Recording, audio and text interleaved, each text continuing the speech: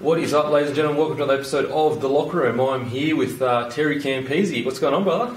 No, not much, mate. Just knocked off from my life now after football. On the construction site. I know the feeling, brother. Yes, I'm getting used to it. The sun's shining and, young family at home, which is, keeps me happy. And that work after footy, it's that first, for me personally, it was the first year that struggled, I still couldn't get used to it for 12 months in. Just the constant realisation that that's what you're going to be doing constantly forever. That took me a year to really go, it's all good, just accept it. As you just said, the sun's shining, you're healthy, you're happy. Was it similar to yourself, or were you pretty easy at the start? You're like, it's all good kind of thing. No, I just had to start earning money, man. To put dinner on the table for the kids and the family. And this form work, IC form work, hit me up. I went out there and met them, and they were really good. I've got this NRL ambassador role as well in the Queanbeyan Blues, captain coach there. So I let them know about this other stuff I had, and they said take as much time as you want off when these events come up. So it was a no-brainer for me. Okay. And, I'm just busy now, so I don't really think too much about what I used to do. But I've also got the Queanbeyan Blues, so it's still rugby league and still in my life, which is helping me along. And what's been the biggest surprise to you since you retired? How hard the construction business is, mate. Right. It's, first couple of weeks here I am swinging this hammer, getting blisters on my hands, on my feet, getting home, whinging to my wife, and just thought it wasn't for me, but got through that now, and all the hard work's been done, and just loving it. You know what? The thing that I did enjoy when I started just working normally is the no pressure every week like that. I don't know about you, but for me each week it was like constant nerves and pressure that the weekend was coming and footy and this. I was so relieved to just be like, it doesn't matter. I just go to work, do my job. It's all good. Yeah, well, the thing is now that you get to obviously go to parties and stuff, and then events before games where I used to lock myself in the house from Wednesday on. Didn't used to work around the house, which was probably a little bit rude of myself. Wasn't allowed to do hard lifting and stuff like that. The wife was out mowing the lawn on Thursday. Now I get to do all that. Oh, fuck, that's funny. Okay, so take us back to a young Terry Campese. Whereabouts did you grow up? Was it always footy for you? Did you play other sports? Was it, what was it like for a young Terry? Yeah, I grew up in Queanbeyan, not far, obviously just over the border from Canberra. Sport was, in the family. Obviously, my uncle played for the Wallabies, so kind of tried to follow in his footsteps. Started off at the Queanbeyan Blues and the Whites, Rugby League and Union. Rugby Union was my sport all the way up until... Was that because of your uncle, you reckon? Yeah, I think so. I think it was. So I played both, but if they come on the same day, I always chose Union. Yep. Got to 16, I was over both. Oh, really? So I quit both league and union and started playing basketball. Wow. So I played basketball for a year and missed this, the contact side of things and playing with my mates. So I went back to the union and come to the end of my school in year 12 when I had a choice whether to go to the Raiders or the Brumbies, and chose the Raiders, which was surprising that I was a rugby union man all my life, and the last minute chose the Raiders, and probably the best decision I ever made. And what year would have that been that you chose the Raiders? 2003? 2003 I started reserve grade, but 2002 was when I finished year 12 and pretty much went from school straight to the Raiders. So I started training in pre-season. And what was that like for you? Was that, because you had those years off and then you came back, so you only played a year of footy, of union and league, and then you had the opportunity to choose between, do you know what I mean? So to be able to do that, did you just have a great year that year, or were you just known in the area as an athlete? Yeah, I think there was no reason for me for leaving that I wasn't making teams or anything like that. I was still in the rep teams, in the schoolboy teams and stuff like that, but I just felt the pressure, I guess. I don't know what it was at the time. Just all my mates were playing basketball from school and just decided to go play basketball, and it took up a fair bit of time. You had to train 3 times a week, play on a Friday and a Saturday for basketball, so I just said I'll give this a crack, and then went off and played, and I think it just made me realise how much I did love the sport of rugby league and union, so that's why I ended up going back. And how did the opportunity come up with the Raiders? Was it was it a contract, or was it like, if you train here at the Raiders, we'll give you an opportunity, or was it, what was the opportunity like for, both Brumbies and Raiders? It was a cadetship, actually, they offered me. It was, come and train with the first grade, and we used to do the school programs and clean up around the place and, set up before training and after training. There was about, I think there was like 8 of us that did that program, and it was a 2-year contract, and after the first year I was lucky enough to get pulled up into the top squad. And so that first year, did you play reserve grade, or did you play like Colts or whatever, or 19? Yeah, I played one game of 19s, and then there was an injury in reserve grade, and I was lucky enough to be the one pulled up and played the remainder of the year in reserve grade, and we were lucky enough to win a premiership that year, first year at the Raiders. So was that New South Wales Cup? Yeah, New South Wales Cup. So I think we beat Penrith maybe in the grand final, and it was just so overwhelming. And then the following year, 2004, got the opportunity to debut for the club, and it was probably one of the proudest moments of my life. And so were you always a 6 in reserve grade? Like when you got pulled up to reserve grade, was it as a 6? Yeah, I was playing in the halves alongside Jace Van Dyke, his name was at the time, and also Michael Monaghan used to, out of first grade, so I used to play alongside him as well. So I was pretty fortunate when I first went to the club. There was Simon Walford, Leg DeVigo, Ruben Wiki, some great names and some great players for the club, and I was lucky enough to watch them go about their business and see what they did, each and every day. So that year that you won the comp, what was that like for you? Because you would have been playing guys that were dropping out of first grade as well, so it would have been a really good experience for you as a young half. What was the experience like for you? And being so young and being a 6 in a team that won it, was it because that also would have introduced you to a lot? I'm assuming clubs would have started to show interest in you because you're a young half that won the comp. What was it like for you? Yeah, it was. I think it was just leaving school, getting to train with these guys that you looked up to all your life. Not, being in the system, in the junior Raiders system at all, growing through. So it was just so overwhelming for me. But to play against, alongside these guys, like you said, that were coming in out of first grade was just, so rewarding. It was just made me want to play first grade even more. So when Matt Elliott sat me down and offered me the full-time contract, which was, went from a 2-year deal to a 3-year on top. It was a no-brainer for myself, and just signed paper. So there was really no negotiations with any other club.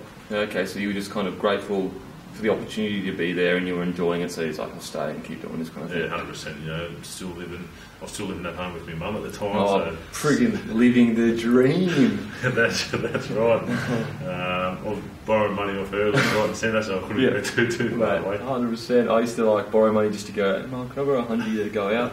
Not even 100, 50. If I got 100, I'll be friggin' rolling. 50 pay for the taxi end. Yeah, 100%, bro. I was the man with $50. I was living at home at the start of mine, driving from Gold Coast to Brisbane. It was torture to drive, but when you're younger and you've got more energy, it's all good. Okay, so that you get called into that first grade squad. So you had a full pre-season in the first grade squad that next year? Yeah, full pre-season. So what was that like for you the first time you did the first grade through? It probably wasn't as hard as when I left school, because they had a few weeks under their belt, and I jumped in. I can remember jumping in, and it was the hardest training. I can remember Michael Wayman overlapping me. Wayman? It was not. And I didn't let that down all year, so it was probably the hardest thing that I'd ever encountered. And and it's just a constant week in, week out of, you've got to be here going red line and as hard as you can. 100%. I think that like I was saying before, the first couple of weeks of this form work I was doing was that hard, but the first couple of weeks of my football career with the Raiders was even harder. I was waking up sore and just getting home and just bunking it straight down. I was even going home in between sessions to sleep. That's how tired I was when I first started. I remember when you first start, you think, you do your fitness or you do your whatever the day before, you rock up back to training and you're like, there's no way we could do fitness again. There's no way, my body is done. If I do, I'll pull this, I'll pull that. And it's just nah, fitness again, or full contact again. And you're just each day, and you're just so sore, but you somehow find a way. I still think the most underrated injury is chafe in pre-season. Oh yeah, that is. You're right. You forget your bike shorts for one day. Oh, You're chafe at that bad. 100%. You've got to back up. You can't go to the coach. Hey, I've got chafe. I can't run today, mate. I've got grade 3 Totally chafe. agree. Grade freaking 20 chafe. It's like, and you just see blokes like just running like that with their legs out. Oh, The Taucon powder, the Vasso's out. And Don't double dip. They say. And you know the veterans from the rookies, because the rookies will put the bike pants on that after it happens. That's right. Whereas veterans will begin with it on, and they know they'll be sweet for the whole thing. Okay, so the next year, when did you make your debut? Round 2. Penrith won in 2003. Everyone knows that famous tackle from Sattler. Yep. Round 1, one of the guys got injured. I think it was Brad Drew, actually, was a half at the time, got injured, and then got the call up that week, playing against Penrith, the premiers from the year before, so some excitement, some nerves. What was the call up like? Was it expected? Was it shocking? Because you would have been like, 19 then? Yeah, it was midweek actually, so I think Drury pulled out midweek. Then Matty got me in and pretty much showed me some clips of Frank Pulatua, Joe Nolliver, Tony Pulatua, just saying, nightmare. Mate, get ready for these 3 big units, they're running straight at you. So that's how he told you? That's how it was done. So it was like, whoa, they had the big throws. Remember the big throws? Oh mate, that was so intimidating back then. They were the backs, like they were the Sonny Bill Williams of our generation. That's it. And so it was pretty good. I had, I think, 100 family and friends turn up to watch me, so it was a special occasion, and just made all the hard work for everyone involved pay off. Man, so what do you remember mostly about that debut? Like running on the field, or before the game, or what's something that flashes back to you on that debut? Yeah, probably just the lead up, to be honest. Just telling all the family and friends and just how excited they were, and just probably the old girl, the reaction from her, just probably didn't think it would ever happen, and it was just great to give her that news that put in so much time for myself. And so that rest of the year, did you keep your spot? No, I was in and out. I think I played maybe 10 first grade games and tore my hammy pretty bad, so I was out for about 12 weeks all up. Oh wow. Okay. They kept trying to come back early and re-tear, and so it was a pretty poor end to the season, really. And so 2005, so you would have signed a 2-year extension, so 2005 you would have been off contract? No, so it was like 2006. I was back off contract, so I signed a 3-year extension. Oh, 3, okay. So from 2005, 4, 5, 6. And so 2004 you're in and out of first grade, so the next year, what was it like for you? Were you full-time then, as in you stayed in the side and no injuries? Yeah, still full-time, in and out of first grade again. It was a pretty slow start to my career, and then 2006 I don't think I played a game. Oh wow. And that's when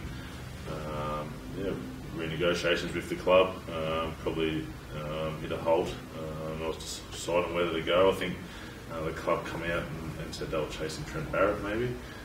So I did have a deal on the table, and that got pulled from me because they were after Trent. And then so they offered you something and then they pulled the offer. Pulled the offer. Then they were chasing Trent Barrett. They made it clear to me, which happens in our game. Yeah. Then Trent signed with. Who was it? The Sharks? Sharks, maybe? Dragons? Yeah, signed with. Yeah. And then got picked back up by the club. I was tossing up between there and Melbourne, actually. That was probably the closest I went to leaving the club in my whole career. Yeah. I was going to the Storm, and everyone knows how successful they were over that time. So, was it a good or bad call? And hindsight's a wonderful thing, but I had a great career at the Raiders, so I can't say. Who knows? Strickland got injured or whatever. Got injured. Stayed at the Raiders. Actually, if you had gone there, you would have had to work. Because the other day, how they make their work full time and then things. So lucky you did go, bro. You would have been fucked. I would die if that happened. Imagine if you rocked up to Melbourne and you didn't know that's what you had to do. How filthy would you be? I think now that I've started this work, I think it's a good thing. Did they do it? If I'd done this form work or construction for 2 weeks, at the start of my career, I would have appreciated every minute of rugby league. 100%. It would have been tough to swallow. You're this new signing, you rock up, and then Bellini's like, oh, by the way, you're working a full-time job for the first 2 weeks of pre-season, and you're like, oh my God, you'd be angry. You'd be so angry. Okay, so you stayed 2006, and then 2008 was when you started really hitting your form, hey? 2007, had glimpses. Yeah. Toddy I think he got injured. I jumped in with Dobbo. There was a few games there that I got a couple of man of the matches in a row. Showed some good signs. Then I was the same thing. I didn't out of first grade. When Toddy was coming back, I was getting dropped for Toddy. Yep. And then when Toddy got injured, I'd come back up. So 2007, I was in and out, and then obviously Toddy left the club 2007 and got my full-time chance in 2008. What was that like? You know, Todd Carney came to this game as this prodigy, and you were part of the squad, and then he just like went off the rails, obviously. What was that like for you guys as a club? Was it frustrating? Because you had this great youngster that could be the next whatever, and then, you know, obviously he had his own issues, and it just became too much to keep him, kind of thing. It was hard. I was good mates with Toddy. You know, we played together for many years growing up.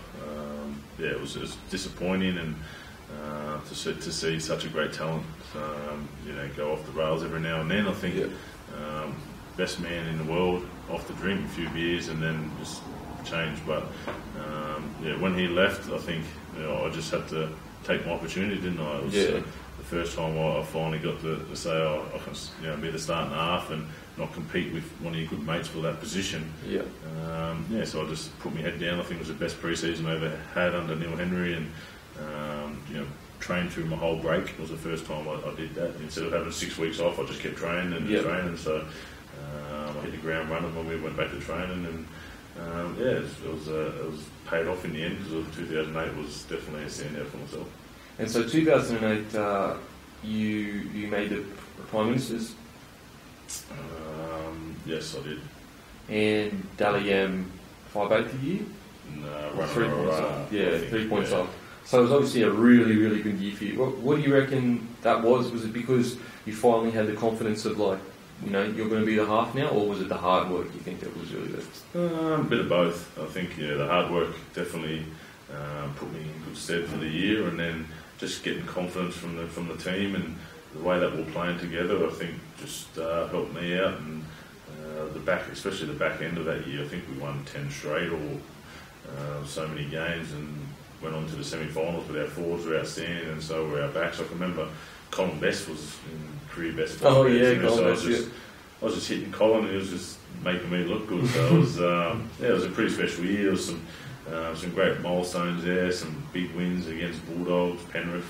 Touched us up at the start of the year. Yeah, so it was great. I think I don't know if that was the year where Broncos. I think we had to play Broncos at Suncorp, and it was the first time in so many years that they never made the semi that to beat us, and we actually beat them. That was a few years later. Was it? Yeah, we in 2008 we used to beat us in the first at the start of the year, then we beat you at Suncorp later in the year.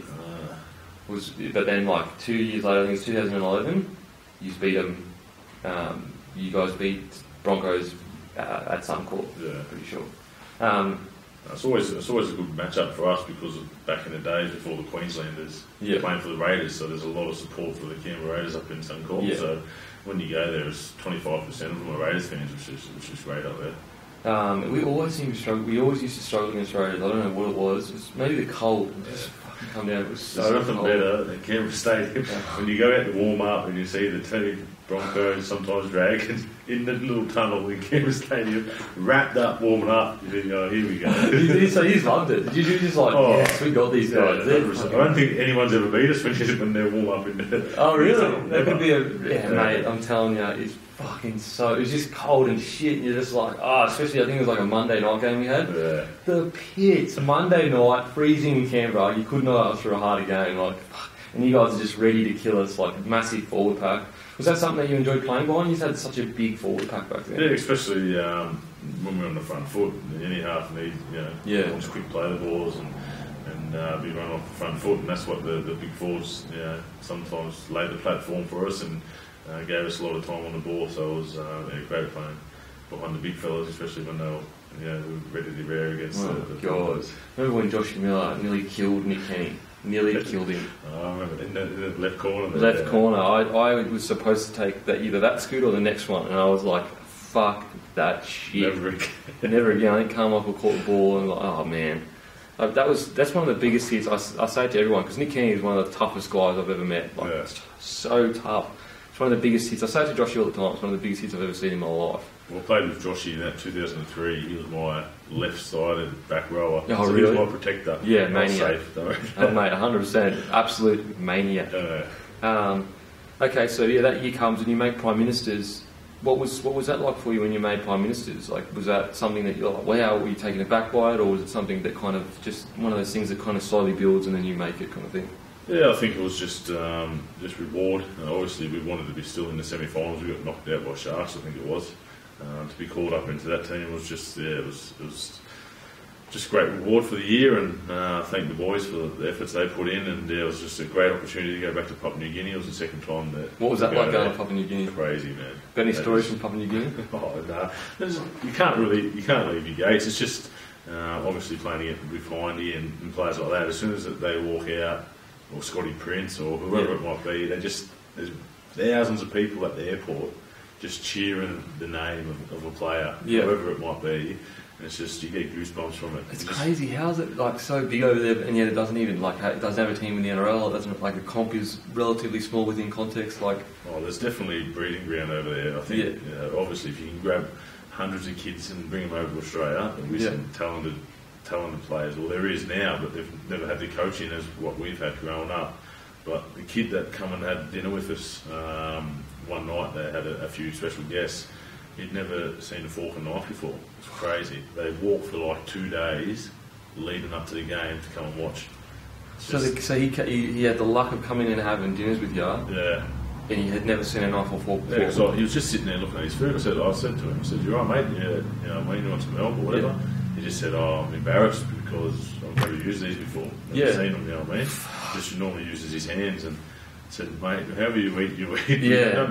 We won't be offended, or don't need to be nervous about it, you know what I mean?" I said, I just picked something up and started eating with my hand. I said, "This is sweet." Sweet. Far. What's crazy is, like, he feels like it's an honour to be sitting next to you, but you'd be sitting there going, "Mate, it's an honour to hear your story." I'd love to go out in the bush with them, or where it might be that he lives, and just live with them guys for a couple of weeks. Would be pretty cool. Oh, mate, it'd be so interesting. What are they hunt the cassowaries? Yeah, well, David Mead was saying that, like, growing up, he was taught to hunt his own food, and like they live in like huts and stuff. It's crazy, man. It's so crazy. Okay, so any memories from that year, that 2008 year, that stand out to you? Maybe any funny memories, some good memories, or?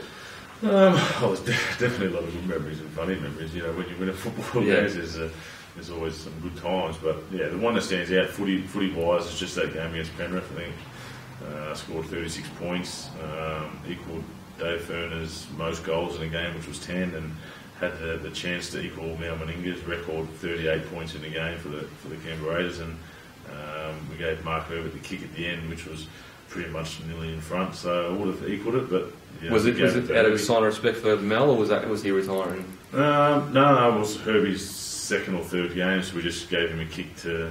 Fuck! You should have done it, bro. Yeah, it's one of those things, but he did. He was a legend of our team. Oh, was he? The Raiders, or Mao was. Oh, yeah. Bit out of respect, I thought I might have had another opportunity. I would have taken it, but it wasn't to be. And still proud of that game. It was something that'll stick out forever. And okay, so the next year, 2009, come around. What was that like? That year like for you? Took a while to get started. Actually, I was been inconsistent. Got the chance to play Origin. What was that like? Origin? It was 2008 Origin. 2009 was Origin. What was that? 2008 was World Cup, I think. Yeah. Okay. Yeah, it wasn't Prime Ministers. Might have been 2007 Prime Ministers. So it says 2008 to 2009 Prime Ministers. Okay, but 2008 as well was World Cup. So you must have made the World Cup and then made Prime Ministers as well. Yeah, so World Cup we played against Papua New Guinea. I think 2007 must have been Prime Ministers. Whatever. I've lost me. Yeah. Okay, so what was the World Cup like for you? I mean, walking in with... Yeah, World Cup was unbelievable. You should have seen the team that we had was Israel Folau, Greg Inglis, Darren Lockyer, Jonathan Thirst, and playing with these guys. We're just training with them, and then only got to play, I think, 17 minutes. We played Townsville against Papua New Guinea, and we got poking an eye. Oh, so I was laid up in bed for a couple of weeks, and ended up getting married at the end of that. So I got home, I think, on the Tuesday from camp. had my bucks party Tuesday night and got married on Saturday. Crazy time. Yeah, so I don't think the wife was too happy about that. When I got to the wedding, it was all a surprise for me because I was away for 5 weeks leading up to it. So the whole thing was a surprise, but she done a good job and probably would have. Yeah, it's great. Good that I wasn't there. I would have stuffed it up somewhere. Okay, so so the next year you had the chance to play Origin. What was that like for you? You know, what was the phone call like? Was it expected, not expected? I probably thought I would have missed out that first game. Actually, just 4 miles in, we weren't travelling too well. 2009, and then had the call that I made it, and it was it was a dream come true. Obviously, the year before to play for Australia, and now to play for New South Wales. They're the pinnacle of the game, isn't it? So the disappointing thing was that I didn't get to play again. It was the only game that I ever played, and it was in Melbourne as well. So I wish I got to play at Suncorp. Yeah. That's probably the cauldron of Origin, but it wasn't to be. But it was still great experience and something I'll remember forever. My roommate was Craig Wing. Oh yeah, the best looking man ever to play the game. Best good man ever. So the thing was, in camp I had the only other time I ever thought I was going to leave the Raiders. Obviously the first time was maybe go to Melbourne. Yeah. The second time was I had a ridiculous offer to go to Japanese rugby. Oh, really? When I was in camp for Origin. So I had a phone call that week at the start of the week, and finally returned the call during the week, and it was the guys from Japanese rugby, and they've hit me with this ridiculous offer for 3 years, and I was like shitting myself. I thought, mate, what's going on? I had to ring the family up. I was going, they're going, don't worry about it. You got Origin this week. Far out in that 1 week, like you got to be focused. Crazy, and anyway, I thought, I had to later on. Like the more I thought about it, I had to deny it because here I am thinking, I'm going to play Origin for the rest of my career and play for Australia and all this. So I ended up saying no to this offer, and I think Craig Wing was my roomie, and I ended up passing on the details.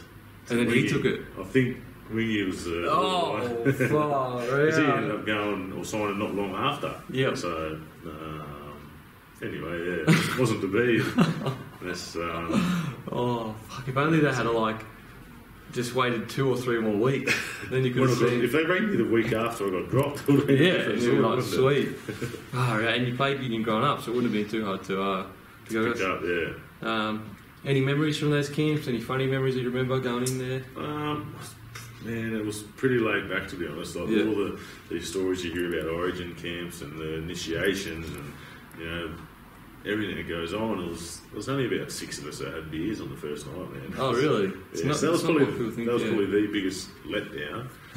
Letdown. You thought. When you go there, you're thinking, I'm playing alongside this guy. We're all getting the piss and having a good time. Just, that's the best way to get to know someone. Yeah. And to fit in straight away is have a few beers with the team. The next day at training, you have a good laugh and you sweat it all off, don't you? Yeah. It wasn't to be. There was only 6 of us or 7 of us that had beers. So that was probably the biggest letdown out of it. So it's not like she used to be. Not like, it might have changed again now, I don't know. But that was, only got to play the one game, so I wish we did have a fair crack, but we never. Okay, so the next year, 2010, what was that like for you? You didn't play. So you didn't play the next 2 Origin games. No, I got brushed for the next 2, and then 2010 was started off slow. Obviously didn't play any more representative footy. Got to the end of the year, we were flying again, and it was probably the second half of the year was kind of like 2008, starting to hit form and play how I probably should have played more consistent. And then we had a semi-final against Penrith. Up Penrith, I think they were first, we were 8th. The wife got induced on the Wednesday, so went and had our first little baby, little Billy, probably the best time of my life. So we had the baby on the Wednesday, went to Sydney Thursday. I think we played Friday or Saturday, whatever it was, like no sleep whatsoever. I'll tell you a little funny story about when the missus was giving birth. I think this happens a fair bit. I hope it happens. Yeah, I hope so. I hope so. Anyway, so the missus was in labour. She got induced. I went home and come back. And she was so many centimetres dilated, or however they say it. And then, so we're in there with the nurses, and then how they tell them to push and whatever. I ended up finding myself pushing with the missus. I'm pushing as well. Actually, the doctor, the doctor that we got looked at me and said, "Terry, mate, you better go and sit down." I was sweating up a storm. My face was red as. I was about to faint, mate. I was just pushing that much. My head was like about to explode. I had to go sit down at the back for about 5 minutes there. I could have.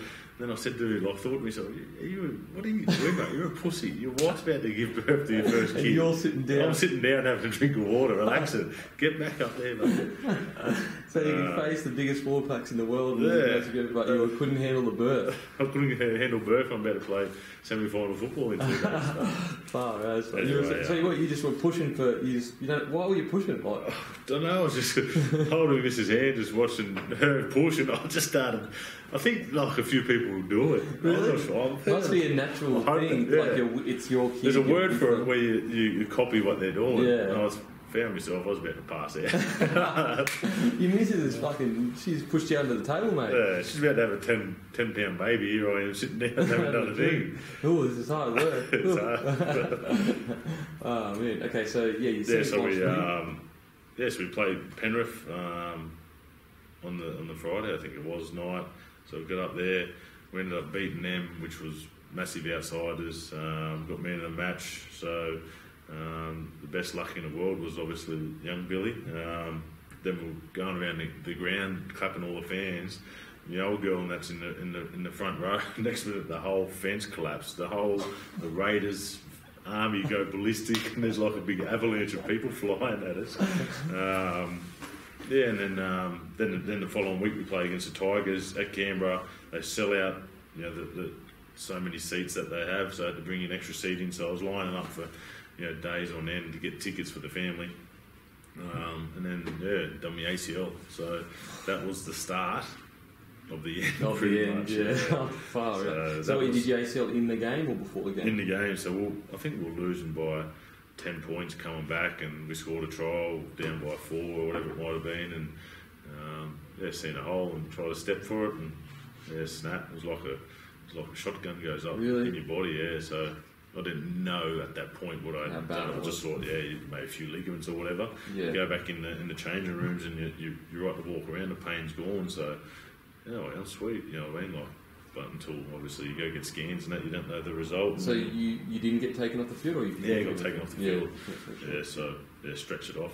The pain was excruciating at the start. Yeah. But then when you went back in, it was gone. So you go, that's weird, man. Yeah. It can't be that bad, but. That was the bad news. That was the start of the bad luck for myself. Because you had the world at your feet, and then it just seemed like obviously the injury, and then there was contract problems, and it was a pretty public. I don't remember seeing it. It was all pretty public how it all kind of happened. Yeah. So I've come back. What was it? 2010 at the time. 2011. I think I played 5 or 6 games and redid my ACL, and we left one. During that process, I was during the first process actually, which no one knows about, or outside of the Raiders. I was just trying to get strong in the gym and bench pressing one day and tore me pec, pretty bad as well. That was probably the worst pain I've ever been in my life. Really, it's like being back in that birth suite where I was going to pass out. I was tore me pec, and I was screaming like nothing else. And I went wide as a ghost and thought I was going to freaking vomit everywhere and pass out. So I had a setback and then done the ACL again. 2011, first game back. I think which one was it? The first time or the second time? I tore my groin off the bone. First game back. It's falling apart. I don't know what I'd done. What was that? I mean, that period of your life. I mean, that's got to be mentally extremely tough. Or did your kid really hold you together? So I had Billy. Obviously, she was only a week old, and I'd done my ACL. So I was pretty much the Stay-at-home dad. Yeah, just cruise. I couldn't really do much with my knee, but I was a professional burper. So the missus would feed her and just chuck it at me. So I couldn't move, so I was just burping and getting spew everywhere. Just how it is. The second time, my little boy was born. He was born. He was only born 15 months after Billy. Yep. It's a young jet, so I was flat out there. And in the meantime, then we built a house. So we owned and built a house, which my father-in-law helped us do. So I was just flat out for them for 3 years, kids and building houses and stuff. So it kept my mind off it, off all the injuries and the downtimes. I guess I was just fortunate enough to have all this in my life to keep me busy and away from getting depressed. I guess the silver lining is you got heaps of time to bond with your kid.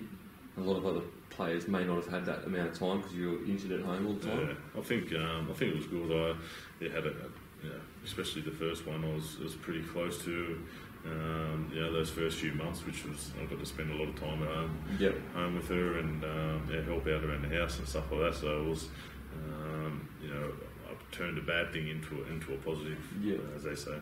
And so when eventually did you get back? 2013. God, this is like a quiz now. From 2013 to 14. Oh man, I think because I sat out a year the second time, so I was on my same knee. So it wasn't until end of 2000 or start of 2014, I think it was when I started again. Okay. It might have been end of 2013. Anyway, then Ricky signed at the club, so Fernsey left. Ricky came and had a year under Ricky, 2014. It was just probably catching up on me, all the injuries, and I probably wasn't, how I was. And then, went to England. But wasn't there a time when you could have signed with someone and the club said, no, it's all good, we're going to keep you, and then... It was Hull FC showed some interest in me at the start of 2014, and so obviously I just hit the club up, see if I was in the future plans, and I was still captain of the club, so it was pretty much denied at the time to go to England, and then it was a couple of months later when I was told that I could leave, which obviously that contract had been filled by some other players, so they had done some shopping around. There was a couple of clubs I could have went to. I didn't really want to go to an NRL club. Playing for one club for so long. Got to captain the club, which was a great honour. You don't want to play against all your mates, so I decided to go to England and shopped around over there, and there was a couple of clubs, and decided to go to the rivals of Hull FC, Hull KR. So it was a great decision, I thought. Or the poorer out of the two. In England, there's kind of a river that divides the two teams. Back in the day, they say that fans were never allowed to be over the other side, just punch-ons. It was crazy. Even the games, just the first game we played was at Hull FC. It was just a friendly game, and they had to put like security guards in between the fans and stuff. Maniacs. Awesome to play in front of. They're so passionate, and they get right into it. So, what's the craziest thing that you've seen in the crowd in one of those games? Just the when you're so close. They've still got the old school like Leichhardt's, Campbelltown, Seaford Ovals. All they still play at suburban grounds like that. So you just the abuse you get behind the goalpost. What's the best, like the craziest abuse you've ever gotten? It's just always about my hair, man. It's always the bald jokes, cat's hair and all that. So, but they just like their biggest signal was that non-stop. They just calling you a wanker. That's it. Toss it. That's non-stop. You just get it all day. The birds. What was it like when you got over there? Was it did you enjoy it or? I did. I lived in Queanbeyan, just around the corner here for like 30 years. So I moved out of my mum's house. We renovated the house pretty much in the same street. So that was the first place I moved with my wife, and then we literally moved 5 minutes away. When we built our house, we just moved up the road. So I pretty much lived in the same street my whole life. So it was great to get away. live in a different country, and see the world. The best thing about England is you're on a plane for an hour and you're in a different place. Yeah, that's so sick. Like sometimes myself and my wife would just cruise down to Leeds or Manchester 2 hours away for lunch. Yep. And then everyone that I played with, you're crazy, are you serious? 2 hours? Yeah. So, mate, you drive for 2 hours in Australia, you don't even get out of Canberra, mate. Yeah. Or out of Sydney if you lived in Sydney, you know. Yeah. So they just don't understand how big Australia is and how lucky they are to have the luxury cool of thing to see. driving 2 hours and being on the other side of the country. Yeah, no, that's 100%. I'd love to be able to just travel that area or just like stay in one spot and go, even to France and all that kind of stuff as well. So how many years of footy did you play there too? I was there for 2 years. Still had 2 more years left on my contract. Yep. We got relegated, which was 2 of the craziest games I ever played. So over there I got injured as well, tore my hammy pretty bad, and then tore my hammy off the bone when I tried to come back. So I was out for 12 weeks. So I played the last 5 games it was. The last 2 games were the craziest games of footy I've ever played in my life, where all we had to do was win one of them. The first game was against Huddersfield. They kicked the field goal, and then I tried to kick one from like 48 metres. It was going straight over. I don't know what happened. Who blew the wind or whatever it was, and it hit the post inside of the upright, so we missed. All we had to do was draw even that game. Yeah. And then the next game we were up by 10 points with 3 minutes to go, and they've scored 2 tries to equal the game, winning the golden point, and then Gareth O'Brien for Salford's kicked this 50-metre field goal, the first field goal he's ever kicked in his career. Mate, you couldn't rewrite the books, mate. It was that crazy. So obviously had to explore my options. Rang back. Simon Walford was coach of the Queensland Blues where I am, and just asked him, did he have anything going? It's just the path I want to go down. His coach and just love the sport. He actually told me, he said, listen, I've just signed at Newcastle, literally like a couple of days before. So I quickly got on the blower to the club and expressed some interest, and they gave me the coaching role for the Queensland Blues. So that's where I am now, and I'm going to play this year and hopefully make the Italy World Cup side at the end of the year if I stay injury free. Fingers crossed, man. Good. Okay, so looking back over your career, who's been the toughest bloke you've ever played with? Probably Reuben Wiki, man. So even going from out of school, you do your pose sessions or your left on right. Yeah. Back to 2002 it was, and here I am, young kid, passing the ball. You think, we're out training, do our left on right. So I've passed the ball. Next minute, I've just been smoked from the side. It was like a freight train, mate. I got up, I was about to blow up, and next minute I said, it was Reuben Wiki. I said, yes, good shot, good shot. Good shot, truce. Yeah, but the way you played, the way you went about business, he's just, even at training, it was just like 100 miles an hour all the time. So he's definitely... Any stories of his toughness, something, an injury that he's played with? He's just, broken arms and stuff, So you've seen him play with the broken arms? Just the massive pads and stuff, and I think, we had himself, Jason Croker. Jason Croker, I think, played with an ACL injury, and then Alan Tongue as well. So we've played with some... So Reuben Wiki played with a completely broken arm. Yeah. Did you play with him when he played? No, I wasn't in the game. I was only on the sidelines and just watching. But when you come to medical on a Monday or Tuesday or whatever, you just hear the story. How did you play on with that? You know what I mean? Oh, okay. So he broke his arm in the game, played on, didn't say anything, rocked up to medical on Monday. Yeah, I think they kind of knew after the game, and he probably just brushed it off. It's just like a bruise or whatever it might be. Cork. That's what cork. I think so Jason Croker played with a broken. I don't know if it was ACL or broken tibia or something. Played the game. Were you in the game when you played that? I was. It was Bulldogs. We played Bulldogs. So what happened? There. Just playing in the game, and he went down for sore leg and just brushed it off. I guess I don't know the conversation with the medical staff. Yeah. I'm too busy getting run over by Matt Butai back there. So did his entire ACL and played like 4 I don't know if it was ACL. It might have been broken tibia. It was something major, but it was a couple of weeks, big couple of month injury. Played on with it, so and obviously Alan Tongue. Yeah, he's played with like rib cartilage popping out here, man. So he's pretty much popping it in, strapping it up to get out on the footy field. Oh, so you've seen him actually pop rib Oh, cartilage yeah. in? Him and Joshy Miller at the same time, they had some bad rib cartilage. So you Some literally blokes sit out push for like 3-4 weeks. Yeah, Like they 100%. could just go like that, like move and pop out and in. That's how bad their rib cartilage was at the So time. you've seen Alan Tongue actually just go pop, Yeah. strap, keep it in, and then go out and play a full game. Oh, yeah. Tough as well. Yeah, that's- Needles and all sorts of stuff to get him out on the field. That's why, one of the most inspirational leaders I've ever played with. Tungy. Tongue? Yeah, just the things he had to do to get himself on the footy field and never complain. Yeah. Never ever. You know what I mean? That's just not me. That's just not me. Best bloke to have a drink with. Best party you've ever known. Oh, this is Mona's easy. Oh, really? Yeah. Loves it. Oh, we've had a few beers together. Few thousand. Just always brings the boys together. Yeah. He's just one of those guys that just you always laughing when he's around. Yeah. So missed the big red actually. He lived only an hour away from me in England, so I get to catch up with him a fair bit. But he's a godfather of me firstborn as well. So Okay.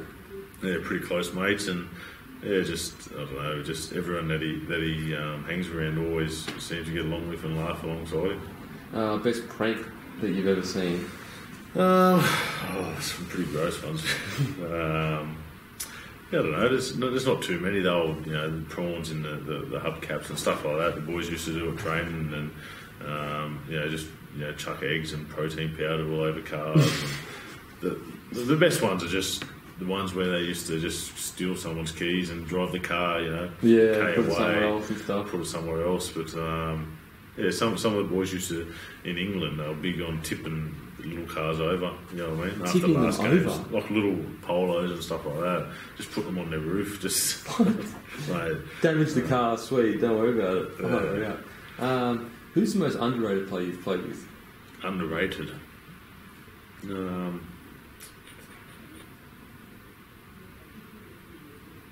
not sure, eh? Tungy was rated within, but probably for his ability and the effort and the small things that he did on the footy field, never to play representative footy, or never play New South Wales or Australia. I'd probably have to say himself. If you go down to representative football for someone that never played, absolute freak. Best player you've ever played with? The best, naturally gifted, Fergo at times. Played Ferguson. 2000, when we played was 2010. It was at the club in 2010, or just some of the tries and stuff he scored. Albert Kelly's another one. Played with me in England. I guess I think he should be still in NRL, and just some of the stuff that they did off the field and on the field was just like, well, just sit back and go, wow, how you do that? So it's, probably Fergo and Albie. Fergo, man, when he's unstoppable though. Like, you can just do some... He's strong, he's quick. Yeah, just some of even those chip kicks and that he used to do on the footy field, and always used to come off for him. Just unreal. He just has this knack for footy, like just this footy. They're just naturally gifted, Fergo and that. What's that overrated? You might want to rip on someone that rip on someone. Probably me. Who are you tipping to win the comp this year, you reckon? Oh, it's going to be tough, man. I can't believe it. I'm in the foot. I can finally get in footy tippings. I've never been out of... I've never gone in footy tippings before, because I hate betting against or myself or whatever. But I'm finally in the footy tippings at work. I'm leading, by the way. Oh, really? Got 6 right last week. I think I got 5 or 6, but I didn't. I don't know.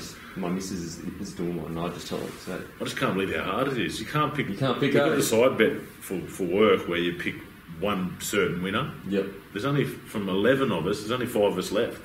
It's crazy. So I picked a certain winner along with 4 others, and I don't know who to pick this week. I think Raiders, if they go injury free, if they get their players back, Croaks and that, if they get them back and they stay injury free, I think they'll give it a real crack, and I'll be there doing the Viking Club throughout the year. You'll be there doing it at the front? How good's that? I love it, man. I'm jealous that I wasn't around when I was playing. Man, how good would it be to play in front of that? Yeah, unbelievable. Sick, man. The whole crowd just like, it'd be so good. Any memories that stand out for you of your career or anything like that? Oh, just the little ones, playing Origin and Australia and being captain of the club's probably the biggest honour. Yeah, so especially after Tungy, to be next in line was probably the biggest standout. Like I said, I've got the most respect ever for Tungy, the way he went about business on and off the field, and then to follow in his footsteps as captain is probably the one that stands out the most and something I'm most proud of. And that era where you had all these young guys coming through, I think you were the captain in that area. Was that a tough time for you personally? Because you had all these young guys coming through, they had issues off the field, but they didn't. You obviously had Dewes coming through, Fergus, Carney, I don't know if he was still there, but you had a lot of really young, good guys. Was that a tough period for you? Oh, dealing with it? It was good and bad. Yeah.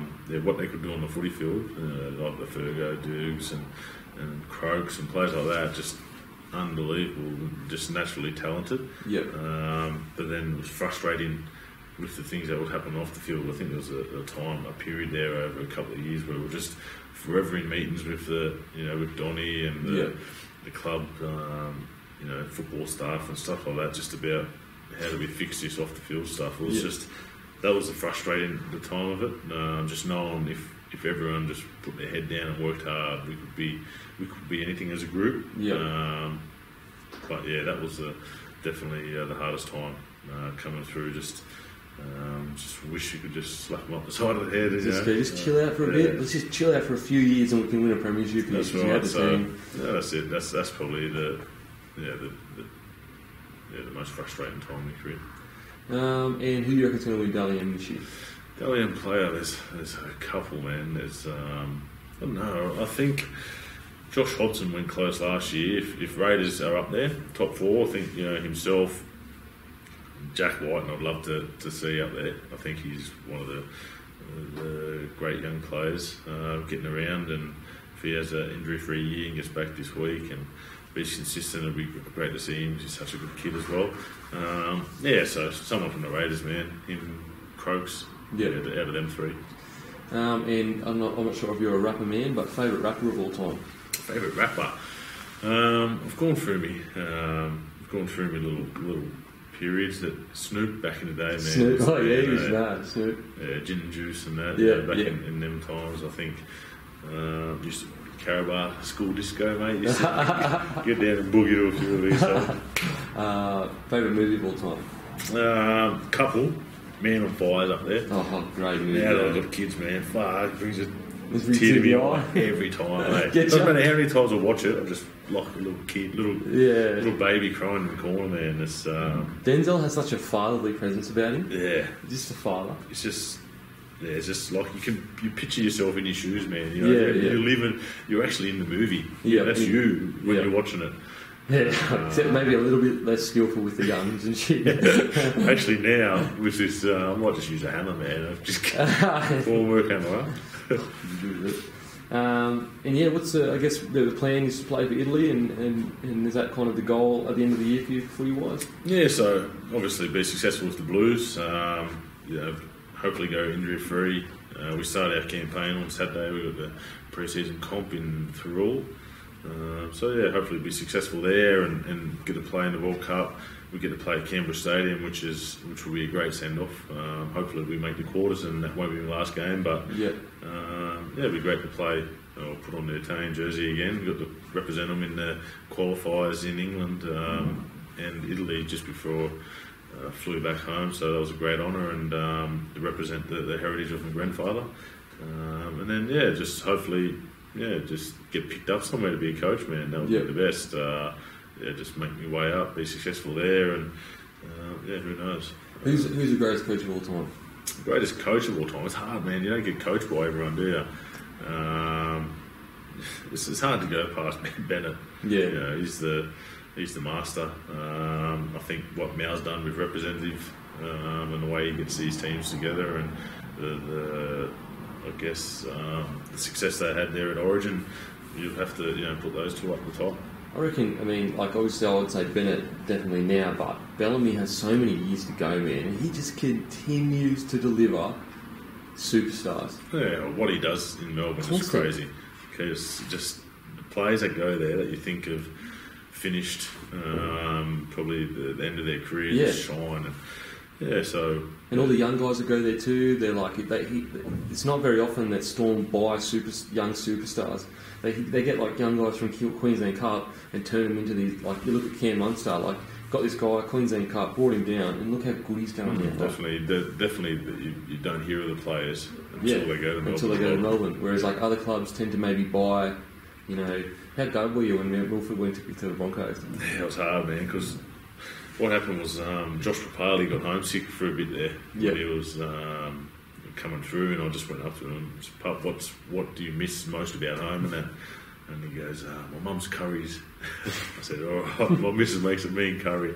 You were over my house once a week, so him and Tone used to come over. It went from half a pot to 2 massive pots of curry on the stove from his missus. She'd be cooking rice for days. Yep. Just to keep him get that family feel. You know what I mean? That's what. And then I hope that worked, and obviously Papa still the Raiders. So because there was a bit there, wasn't he? Like linked to other clubs, and then we did sign with Parra, remember? And then he done the backflip. Oh, imagine if Parra had got in. Holy shit! But yeah, he's a freak, Papa. Oh man, he can be anything. Anything. That footwork he showed on the weekend. Mate, he's that's ridiculous. He's got to lay off the curry. Lays off the curry, and he'd be even meaner, man. So did Canberra call you and say, can you come speak to some of our younger fellas, or was it just like a no, this was like when he was just first getting in the grade. I just noticed something off, man. You know, when you're captain, you kind of feel like a father figure, don't you? So that's when I just went up to him and just said, what is it? Well, why do you miss home? And obviously he said the curry, so get over my house. And he kept bringing Tone over, and through that whole process, so him and they were Milford, still coming over for dinner. Him and Milford were coming over for dinner. Yeah, and they were so good for the kids, man. They used to just, like the 2 little kids themselves, go in and play with me kids for hours before dinner, so they were great. And so I was obviously helping Tone out through that whole time, and definitely, if he stayed, the Raiders would be even better. They've got a great team now, but he's a freak. And far out that. I mean, your back line, holy. I was definitely surprised when he did go, because him and Papa were close. I thought you'd never tear them apart. Yeah.